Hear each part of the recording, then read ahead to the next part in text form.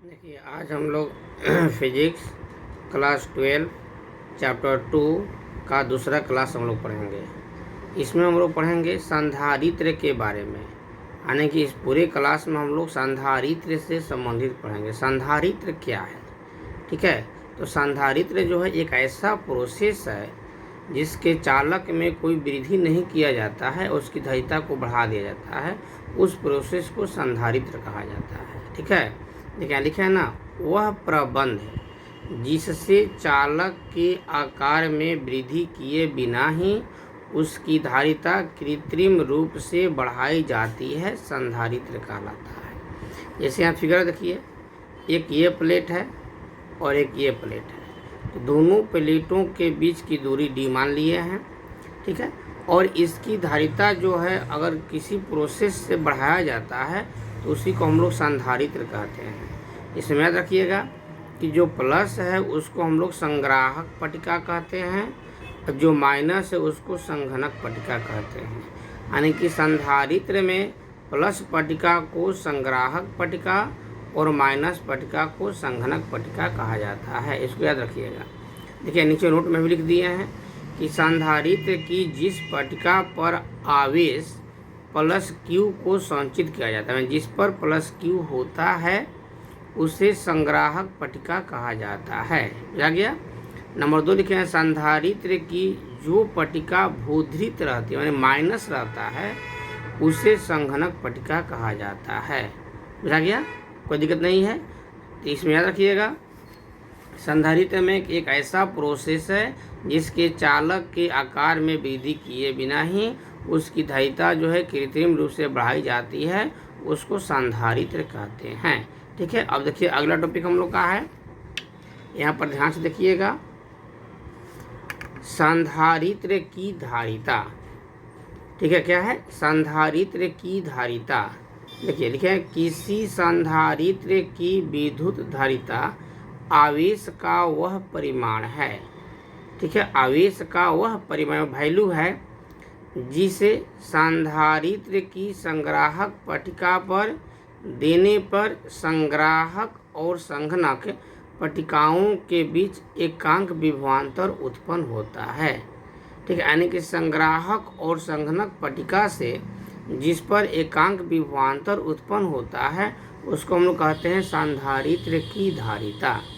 अब मेन ये हम लोग आता है कि संधारित्र की धारिता किन किन बातों पर निर्भर करती है। ऐसा क्वेश्चन आता है हम लोग को 2 नंबर में कि संधारित्र की धारिता किन किन बातों पर निर्भर करती है। तो आंसर हो जाएगा हम लोग का कि संधारित्र की धारिता निम्नलिखित बातों पर निर्भर करती है। ध्यान रखिएगा। नंबर 1 है कि संधारित्र की धारिता पट्टिकाओं की सतह के क्षेत्रफल पर निर्भर करती है। क्षेत्रफल याद रखिएगा, ठीक ना।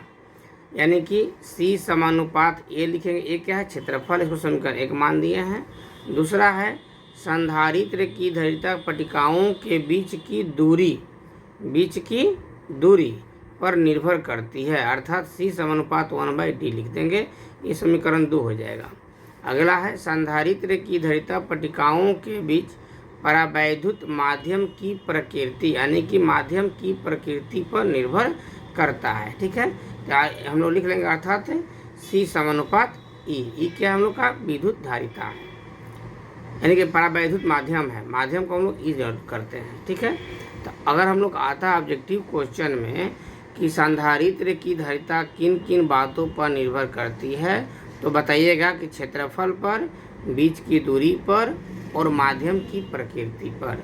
ये 3 बात याद रखिएगा, तो हम लोग पूरा लिखा जाएगा। संधारित्र की धारिता किस पर निर्भर करती है? तो क्षेत्रफल पर, बीच की दूरी पर और परावैद्युत माध्यम की प्रकृति पर। अब 3 समीकरण था ना, 1 2 3 माने थे, तो तीनों समीकरण लिख हम लोग चलेंगे। देखिए लिखा है ना, समीकरण 1 और 2 और 3 से तो C समानुपात एप्सिलॉन A/D हो जाएगा। एप्सिलॉन जो है परावैद्युत माध्यम की प्रकृति है, A जो है क्षेत्रफल है, D दोनों के बीच की दूरी है। और समानुपात चिन्ह हटाएंगे तो हम लोग का K कांस्टेंट आ जाएगा, यानी कि C बराबर K एप्सिलॉन नॉट A/D, ठीक है। अब देखिए अगला टॉपिक, हम लोग अगला टॉपिक है समांतर पट्टिका संधारित्र की धारिता। आता है हम लोग क्वेश्चन में कि समांतर पट्टिका संधारित्र की धारिता ज्ञात करें। तो ये देखिए दो पट्टिका है, दोनों एक दूसरे के समानांतर है, ठीक है। धारिता को C मान दिए हैं, दोनों के बीच की दूरी D है और क्षेत्रफल A होता है। तो माना कि समांतर पट्टिका संधारित्र में A जो है संग्राहक है, ये जो है संग्राहक है और B संघनक है, जिसके बीच की दूरी क्या है, D है, दोनों के बीच की दूरी D है, ठीक है। और क्या लिखे हैं, माना कि प्रत्येक पट्टिका का क्षेत्रफल A है, यानी कि A और B दो पट्टिका है ना, तो इसका भी क्षेत्रफल A है और इसका भी क्षेत्रफल A है। संग्राहक पट्टिका पर प्लस Q आवेश, मैंने इस पर प्लस Q आवेश है, देने पर आवेश का पृष्ठ घनत्व सिग्मा हो जाता है, यानी कि पृष्ठ घनत्व को हम लोग सिग्मा मानते हैं। तो हम लोग फार्मूला पढ़े हुए हैं कि आवेश का पृष्ठ घनत्व बराबर होता है आवेश बाटा क्षेत्रफल। तो आवेश को Q माने हैं, क्षेत्रफल को A माने हैं, यानी कि सिग्मा बराबर Q बाई A कर देंगे। तो यहाँ पर Q बराबर सिग्मा A हो जाएगा, कोई दिक्कत नहीं है। अब आगे देखिए, पट्टिकाओं के बीच विभवांतर, तो विभवांतर को हम लोग V करते हैं, तो V बराबर W बाटा Q होता है। लेकिन W क्या है, वर्क है, कार्य है। तो हम लोग जानते हैं कार्य बराबर F इंटू D होता है, बल गुना विस्थापन, विस्थापन मतलब बीच की दूरी। तो जहाँ W था वहाँ F इंटू D कर देंगे। तो W के जगह पर देखिए F इंटू D कर दिए हैं, ठीक है। और हम लोग जानते हैं कि E बराबर F बाटा Q होता है, पीछे हम लोग पढ़े हुए हैं कि E बराबर F बाटा Q होता है। तो जहाँ F बाटा Q था वहाँ हम लोग E कर देंगे, पूछा गया V बराबर। अब आगे देखिए E का वैल्यू है, आपके लिए देखिएगा यहाँ लिखे, देखिए गॉस के प्रमेय से। तो गॉस के प्रमेय से हम लोग जानते हैं कि E बराबर सिग्मा बाई एप्सिलॉन नॉट होता है। गॉस के प्रमेय में हम लोग पढ़े हुए हैं, गॉस का प्रमेय का जो उपयोग है, तो उपयोग के आधार पर हम लोग पढ़े हुए हैं कि सिग्मा बाई एप्सिलॉन नॉट होता है, ठीक है। इसलिए जहाँ पर यहाँ देखिए जहाँ E था ना, वहाँ सिग्मा बाई एप्सिलॉन नॉट कर देंगे, E की जगह पर सिग्मा बाई एप्सिलॉन नॉट करेंगे। तो sigma by epsilon not into D हो जाएगा ना। यहाँ देखिए लिखे हैं हम sigma by epsilon not into D लिखे हैं, और मल्टीप्लाई कर देंगे तो sigma D by epsilon not हो जाएगा, ठीक है। अब लिखे हैं संधारित्र की धारिता। तो हम लोग जानते हैं C बराबर Q बाई V होता है।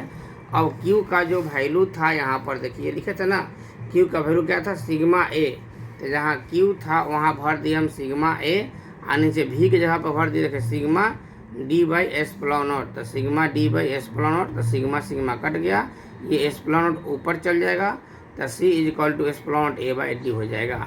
तो हो गया हमारा धारिता निकालने के लिए। लेकिन ये जो टॉपिक नीचे हम लोग का है, यहाँ लिखे हैं कि यदि पट्टिकाओं के बीच कोई माध्यम हो, यानी कि ये जो दोनों पट्टिका है इसके बीच में कोई माध्यम डाल दिया जाएगा, तो उस माध्यम से हम लोग मल्टीप्लाई कर देंगे। तो माध्यम की जो परावैधुता होगा उससे मल्टीप्लाई करते हैं, इसलिए यहाँ पर लिखे हैं कि C बराबर एप्सिलॉन नॉट 0, एप्सिलॉन लिखे है ना, epsilon R A by D। तो एप्सिलॉन नॉट को हम लोग कहते हैं निर्वात की परावैधुता, जिसका मान होता है 8.85 × 10⁻12 न्यूटन मीटर पर कूलम होता है। और एप्सिलॉन R का मान जो है माध्यम की परावैधुता, इसका मान दिया रहेगा न्यूमेरिकल में, और A क्षेत्रफल है और D है, तो ये हम लोग का न्यूमेरिकल बनाने के लिए इसका यूज करते हैं, ठीक है। अब देखिए अगला टॉपिक, देखिए हम लोग अगला टॉपिक है गोलीय संधारित्र की धारिता। वो पीछे वाला था हमारा समांतर पट्टिका संधारित्र की धारिता था, ये गोलीय संधारित्र की धारिता है, ठीक है। हम लोग बताए हैं कि समांतर पट्टिका संधारित्र किसको कहते हैं, गोलीय संधारित्र किसको कहते हैं, सब बताए हैं। अब इसकी धारिता निकालने के लिए तो गोलीय संधारित्र में दो कंडीशन होता है। देखिए यहाँ पर जो है ये गोलीय संधारित्र में अंदर प्लस है और बाहर माइनस है। तो अंदर प्लस होगा तो एक कंडीशन हो जाएगा, और अंदर माइनस होगा तो एक कंडीशन होगा, यानी कि सब दो कंडीशन पर क्वेश्चन आता है हम लोग का। तो हम लोग गोलीय संधारित्र की धारिता में नंबर 1 लिखे हैं कि जब बाहरी गोला भूधृत हो, यानी कि बाहर वाला गोला जो है वो माइनस हो, ठीक है। तो जब बाहरी गोला भूधृत कहेगा तो ये बनेगा। अगर क्वेश्चन देता है कि गोलीय संधारित्र की धारिता के लिए व्यंजक निकालें, तो दोनों चलेंगे, बाहर और भीतर दोनों के लिए हम लोग बनाएंगे। लेकिन अगर क्लियर कर देता है कि ना बाहरी के लिए बने तो बाहर वाला लिखेंगे, और अंदर वाला कहेगा तो अंदर वाला करेंगे। ठीक है, माना कि AB एक गोलीय संधारित्र है, A और B गोलीय संधारित्र है, जिसकी त्रिज्याएं क्रमशः A और B है, यानी कि इसकी त्रिज्या A है तो इसकी त्रिज्या B है, ठीक है। भीतरी गोला A पर प्लस Q, भीतरी गोला A पर प्लस Q है, तथा बाहरी गोला बी जो है वो माइनस क्यू है, यानी कि इस पर क्या है, माइनस क्यू है। बुझा गया, कोई दिक्कत नहीं है। अब देखिए यहाँ लिखे हैं, ध्यान से देखिएगा कि गोले ए पर प्लस क्यू आवेश के कारण विभव, तो विभव भी बराबर होता है 1/4πε0 Q/r होता है। r मतलब डिस्टेंस, लेकिन यहाँ पर हम पहला गोला लिखे हैं इसलिए भी ए लिख देंगे। 1/4πε0 प्लस क्यू बाई डिस्टेंस क्या है, r है, a है। यहाँ पर जो रेडियस है वो a का काम कर रहा है, इसलिए हम यहाँ a कर देंगे। ठीक है, अब आगे लिखे हैं गोले बी पर माइनस क्यू आवेश के कारण विभव, यानी गोले बी मतलब इस पर कौन आवेश है, माइनस क्यू है। देखिएगा यहाँ पर लिखे हैं वी बी बराबर 1/4πε0 माइनस क्यू बाई बी, क्योंकि यहाँ पर जो त्रिज्या है वो बी है जो कि दूरी का काम करेगा, तो यहाँ पर बी कर दिया हम।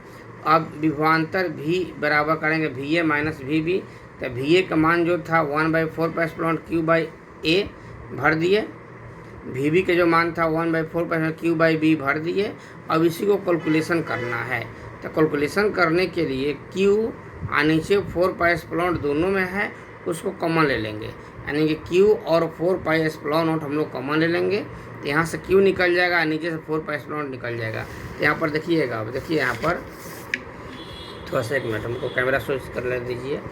देखिए q/4πε0 कर दिए, तो यहाँ 1/a बचेगा, यहाँ 1/b बचेगा। ठीक है, अब इसको कैलकुलेशन करना है, तो a और b हमारा एलसीएम हो जाएगा, तो ऊपर में b माइनस ए हो जाएगा ना, कोई दिक्कत नहीं ना है, मैच का रूल हम लोग का है। अब हम लोग लिखेंगे यहाँ पर गोलीय संधारित्र की धारिता, तो गोलीय संधारित्र की धारिता C बराबर होता है Q/V, तो V मतलब भी ए भी कर देंगे, विभवांतर है, तो Q के जगह पर हमारा Q हो जाएगा। अब विभवांतर का जो मान आया था Q/4πε0 B माइनस A/AB, वो मान यहाँ हम पुट कर दिए, तो Q से Q कैंसिल हो गया।